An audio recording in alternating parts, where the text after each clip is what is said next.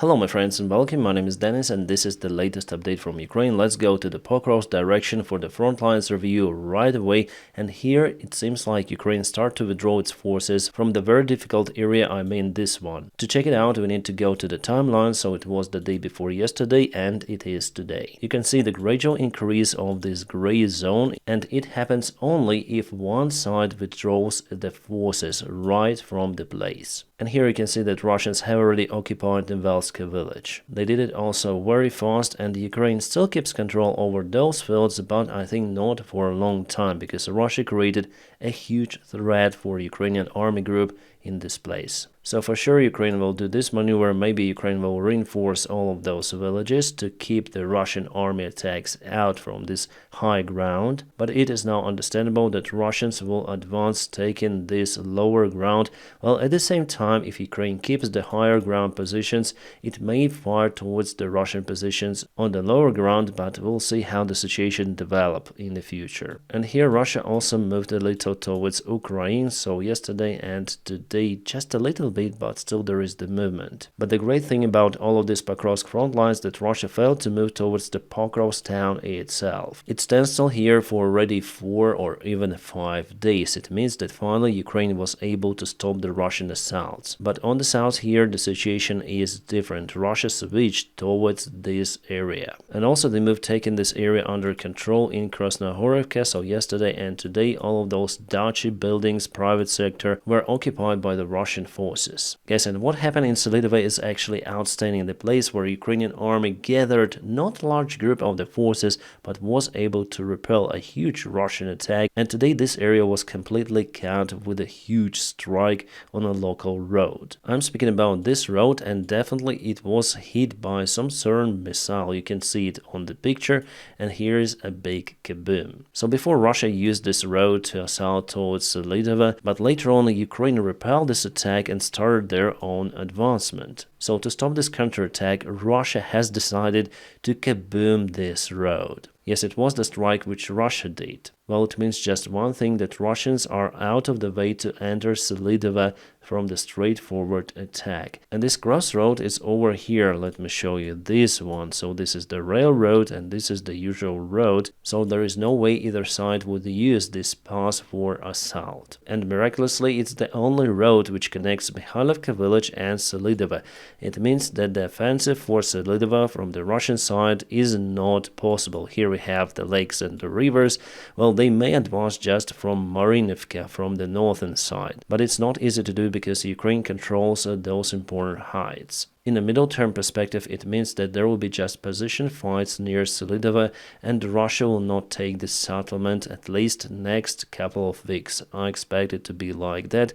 To take it under control now, Russia needs to advance over here or from the south. By the way, some of the Western media also confirmed that Ukraine started the counter-offensive in Pokrovsk direction, quite a limited one, but nevertheless it's a good step forward. At the same time, Ukraine secured its positions in the New York town, establishing control over the central part of the settlement. The deep state source even published the video with the Ukrainian flag, which our guys put in the central part of the New York town, and this is this area. You can see that all of the buildings were absolutely demolished, but nevertheless the remains of the buildings could be used as defense lines. It's great that Ukraine now liberated this entire area. Guys, by the way, if you want to support the job that I do on YouTube, you may also join my Patreon. The link for my page is available right in the video description below. Thank you for supporting my motivation. Stay awesome. In the Kursk region, everything is more or less stable. Russians again built some sort of the pontoon bridge across the Seine River, but those bridges are quite vulnerable, so Ukraine was able to hit the bridge with the help of the HIMARS rocket artillery system. So the bridge went down into the river. Russia tries to build some of the communication supplies for their supply lines, but all of those are spotted by the Ukrainian surveillance, and immediately HIMARS units do their job. Even though the front lines look stable, but we have the information from the Russian sources mostly that Ukraine started the second phase of the assault in the region. They complain that Ukraine attacks on the road from Sudzha to Kursk city, also Sudzha-Lgov and Sudzha-Rilsk. Also they report about the attempt of the Ukrainian army to advance towards the Belitsa settlement. At least they report that they've spotted some of the Ukrainian forces in this place. Well, maybe it was the small sabotage group of the Ukrainian army. Ukraine controls totally 1,300 square kilometers of the Russian land, together with 100 settlements, villages, towns. The CIA director Burns called the Ukrainian offensive operation in Kursk a significant tactical achievement and noted in an interview with Financial Times that it revealed the vulnerabilities of the Russian army. I believe not just of the Russian army, but the general weakness of the Russian regime, because their biggest red line has been crossed by Ukrainian army. Basically, what could be worse than attack on your country, then your territory is occupied? But there is yet no prompt response from the Russian side.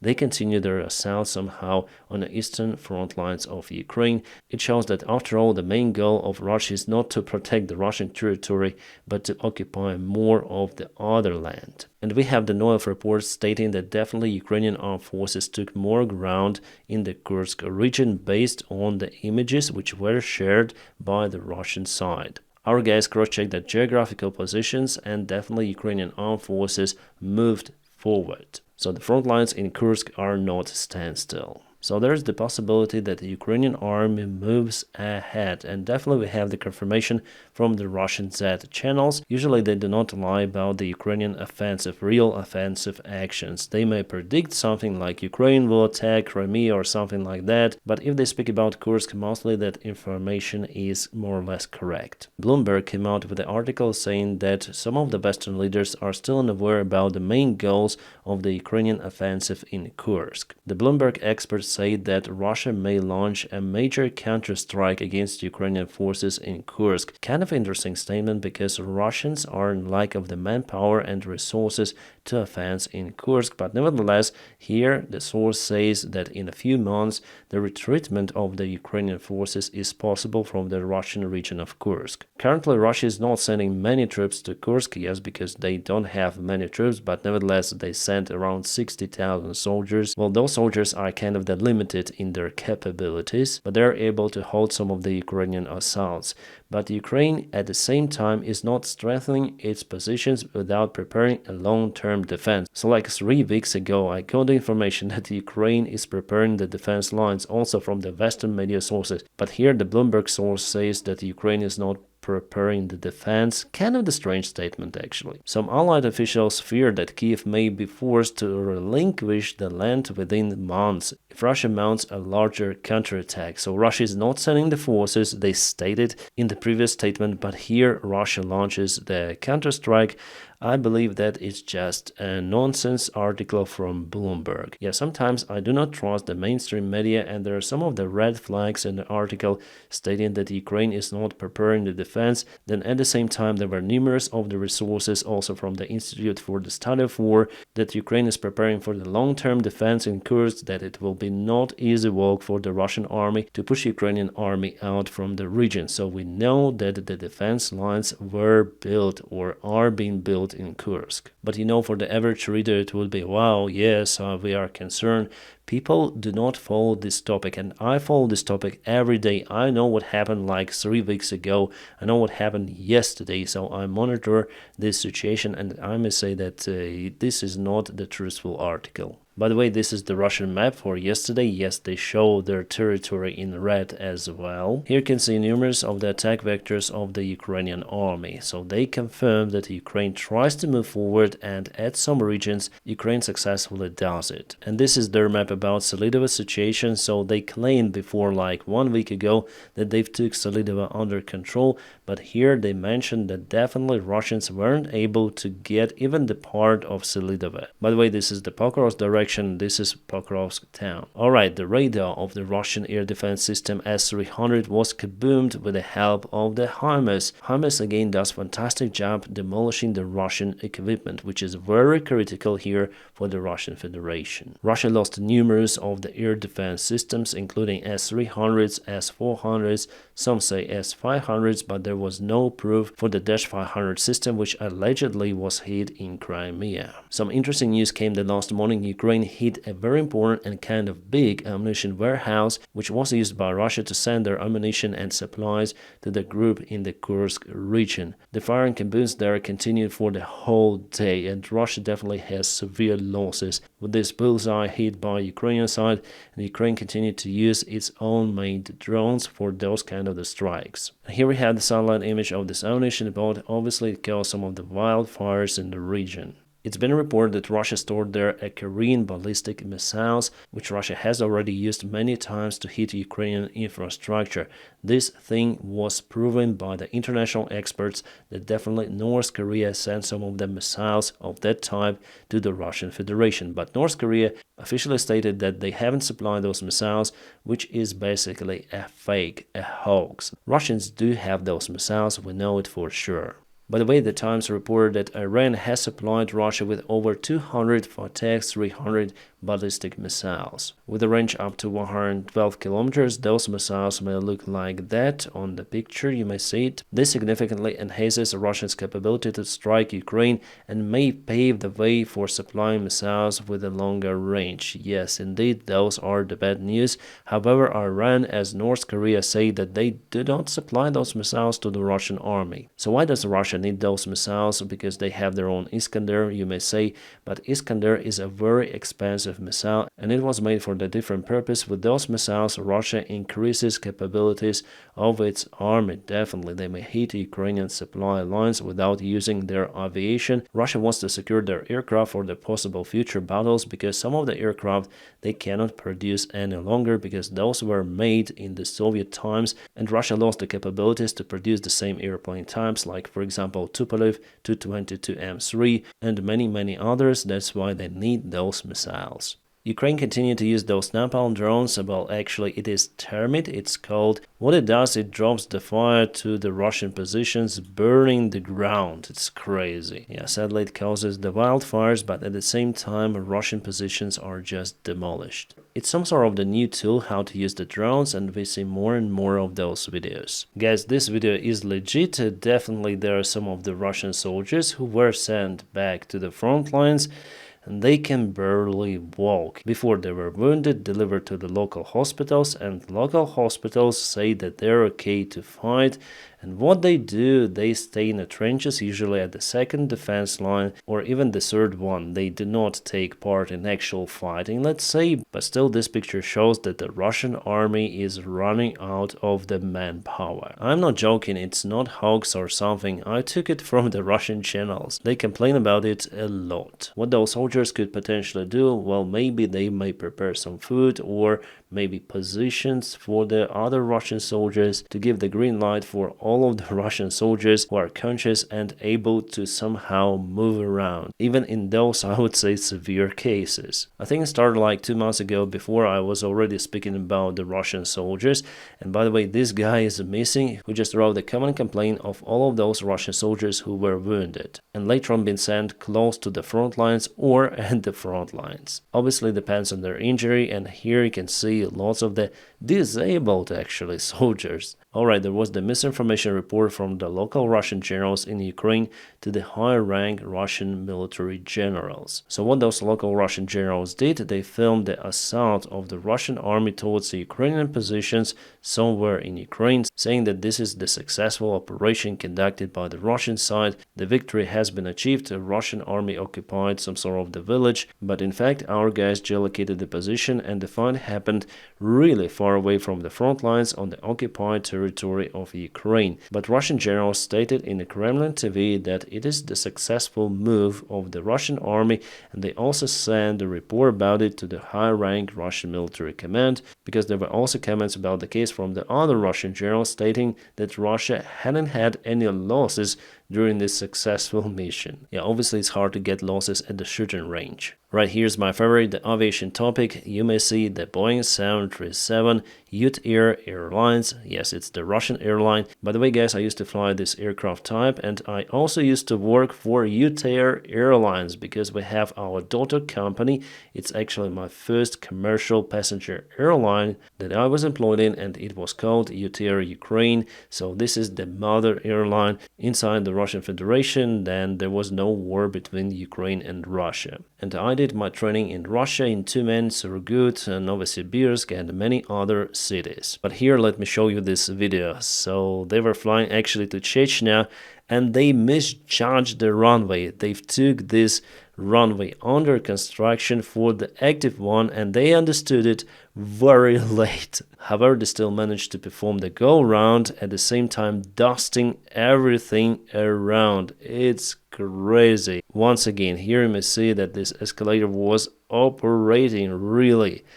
This runway wasn't active. There is actually no runway there. Well, I wouldn't say that my line training in Russia was really bad. No, everything was standard, but somehow there are many of the aviation incidents and accidents happening in the Russian aviation. By the way, Russians started to dismember the Airbus which landed right in a field somewhere in Novosibirsk Oblast. It was the emergency landing, and there was also the pilot mistake in it. For now they removed the seats, but in the future they will partially cut the airplane to get it out from the field. And here we have the favorite guest of our show, the former United States President Donald Jr. Trump, again with his crazy statements. This time he said that he is able to finish the war in Ukraine in 24 hours if he gets elected, or then he gets elected, he said, as the next United States president. He would call Putin and Zelensky and he will force them for the peace talks.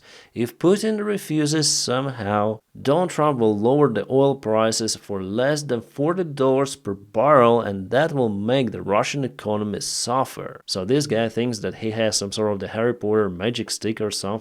Oil prices reduce and they will go lower than $40 per barrel. And somehow it may also destroy the Russian economy. No, it doesn't work like that. Yes, the United States is the main player in all of this oil market, but it's not the only player out there. There are also Middle East countries like Saudi Arabia, UAE, Qatar, Russia itself. Oh yeah, I forgot Kuwait. Also we may speak about Venezuela, Iran, by the way. So by increasing the oil production in the United States alone, I honestly do not think that it will cause the oil prices to go that low, especially if we speak about the long-term process. So for the Russian economy to suffer, the prices should be low for several years. The oil price now is $73.65. It's the average one, but if we go back to the COVID times, it was $23 per barrel. Well, it happened because the economy wasn't really working in many of the countries, but it was for a very short period of time. That's why Russia didn't feel it that much, but the markets in Russia were more stable than in some of the developed countries because the restrictions in Russia were not that severe. And they depend not on Russia mainly, but on the world situation. You cannot lower them to this level. To do so, you need to kaput the entire world economy, or to call all of the oil producers to produce as much oil as possible for several years, and it will never ever happen. And experts predict that the oil prices will continue to rise. The price couldn't be set by Donald Trump, it is set by the market itself. Some say that during the Soviet Union collapse the prices were low. Well, relatively again. 8 years later the prices went even lower because again of the economical crisis. So if everything is okay with the world economy in general, the oil price will never ever go down. Plus Russia has some of the partner countries in the Middle East, also China helps Russia a lot, plus some of the countries in the Southeast Asia. Those countries continue to purchase oil from Russia. By the way, sometimes Russia also sells its oil to the biggest oil producing countries like for example Saudi Arabia, because later on Saudi Arabia sells the same oil for their own price, which is higher. And there were numerous of the cases that the Russian oil went to the Western countries. Guys, again, I'm not the expert in economy or something, but even for me it is understandable that Trump's plan will not work. It is just a populism. He exploits the Ukrainian war topic in his favor, given the useless hope for his supporters. You know how many comments I have that Trump will finish this war, Trump will end this war in 24 hours.